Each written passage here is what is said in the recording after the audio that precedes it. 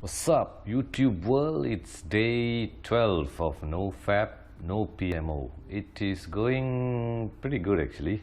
So today I wanted to talk about triggers, right? Triggers, not only triggers, triggers of triggers, of triggers of triggers. So how your habit works almost, right? Or your in the case of fapping, it's actually more than a habit. It's worse than a habit, man. It's actually an addiction, right? So to elaborate more on triggers, right? It's something I picked up from a book. It's called The Power of Habits or Habit by Charles Duhigg.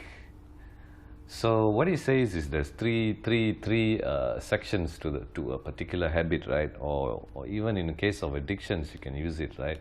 So the first stage is a trigger, and then the second stage is you have a routine that you do to get to the third point, which is a reward. So there is your trigger, there is your routine, and then there's your reward. So in terms of nofap or fapping, right, the trigger, there is always a trigger, man, that tells you to get to the routine.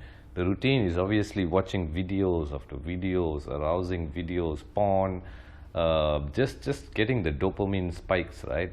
So the dopamine part, it could be you could classify it as the third section. Even it can be said as a reward, right? So obviously the greatest reward of all is jerking off, right? Or the sensation you get from an orgasm. So it's like it's split into three, man. But what I've noticed, I mean, from my personal experience, right, the trigger you can actually stretch out the triggers, man. So let's say you do something just before you check out these porn or video clips, man. So there is always something that precedes the trigger, right? And then that trigger precedes another trigger. So this is what I feel, right? What I've experienced as well. So this trigger is like there's multiple points to a trigger, man. So what you have to do is you have to think back on the times you relapsed, right? Or the times you normally jerking off, on what those triggers are, and then you move, or you almost like you track back, right? Trigger number 3, trigger number 2, trigger number 1, and then when you see yourself in trigger number 1, you already know. It's like, dude, I gotta stop this, right?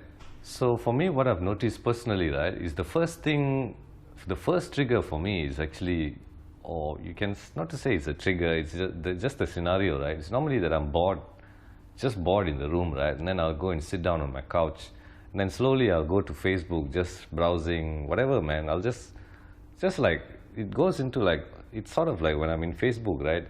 Facebook is kind of a bitch, man, if you think about it. So whenever I'm checking out the Facebook posts, right, it's almost like it's just scroll. It's almost like you turn off the control of your brain almost, man. It's like it's just scrolling. It's suddenly I notice my mind goes into autopilot almost, man. So, and then from there I'll decide to check out, maybe I'll check out this, maybe I'll check out a video clip, and then, you know, next thing you know, boom, relapse. So what I did to counter that, right, I mean, I've identified sitting on my couch and checking out Facebook for more than 2 minutes or so, right? It's one of those main triggers for me. So what I've done is I've placed the current book that I'm reading, right, whatever book it is, right next to my couch. So it's just within my hand's reach, right? So as soon as I sit down on my couch, I'm feeling a bit tired, I just go to my phone and check out the Facebook, right, scrolling, and then I'll be like, okay, let me just quickly stop this. Then I'll grab the book, and then I'll start reading the book instead, right? So it sort of puts me it stops the process of habit or the addiction from even starting, right?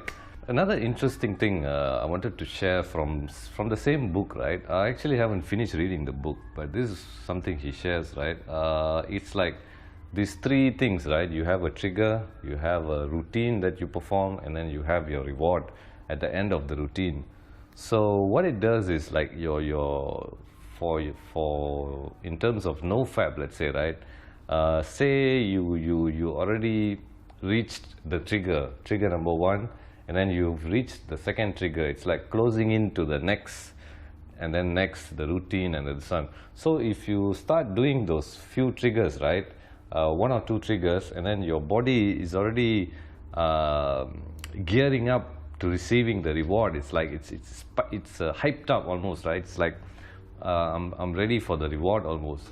And then you go ahead and stop it. You realize that this could go on into a relapse, and then you stop it before it hits the routine. And then now your body is not too happy with you, man, because you promised it something. It's almost like how can you say it, right? It's like a little kid that you call the little kid to the kitchen, and then you call the kid out loud, right? Come over to the kitchen, I'll give you ice creams, right? And then the kids runs over to you excitedly, right? Oh, so excited. Oh, I'm gonna get ice cream. Then you go there, and then you tell the kid, right? You tell the kid like, no ice cream today. Sorry, I was just kidding.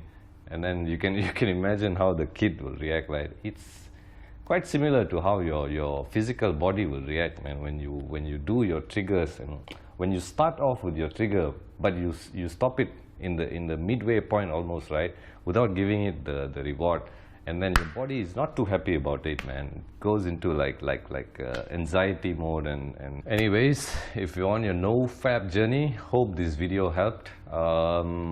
Stay strong, and as always, peace out.